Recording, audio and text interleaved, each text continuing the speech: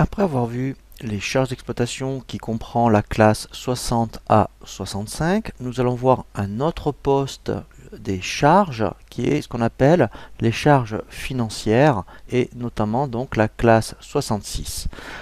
Ce que vous allez voir le plus souvent dans votre entreprise parmi la classe 66, ça peut être ce qu'on appelle la racine 661 qui comprend ce qu'on appelle les charges d'intérêt. Donc dans les charges d'intérêt, effectivement, si vous avez contracté un emprunt, eh bien vous allez avoir certainement un compte comme celui-ci, le compte 661-100, où vous allez constater tous les mois ce qu'on appelle les charges d'intérêt.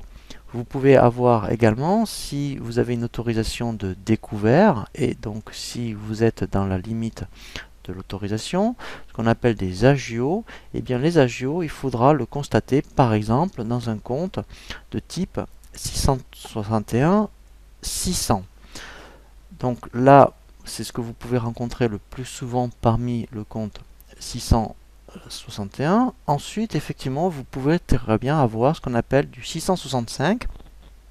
Si sur vos factures de vente, vous mentionnez, admettons, 1% d'escompte accordé pour tout paiement comptant, eh bien effectivement, il faudra constater donc ce montant que vous accordez à votre client. Donc pour vous, c'est une charge dans le compte 665. Ensuite, effectivement, vous pouvez avoir ce qu'on appelle du 667. Alors ça, c'est un peu particulier, donc je vais quand même vous l'expliquer, mais je pense que c'est surtout votre expert comptable qui va le passer en fin d'année. Ce qu'on appelle des charges nettes sur cession de valeur mobilière. Effectivement, eh bien, par rapport à des titres, des participations, eh bien, les charges qui sont liées à la vente, eh bien, ça se passera dans du 667.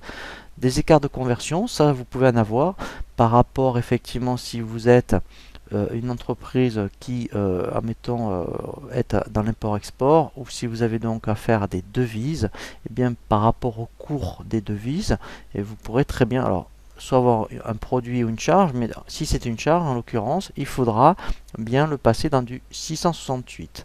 Donc voilà par rapport à ce que vous pouvez rencontrer notamment au niveau des charges financières. Donc si on résume, par rapport au plus courant, en tout cas, ça sera surtout le compte 661 si vous avez contracté des emprunts, donc les charges d'intérêt.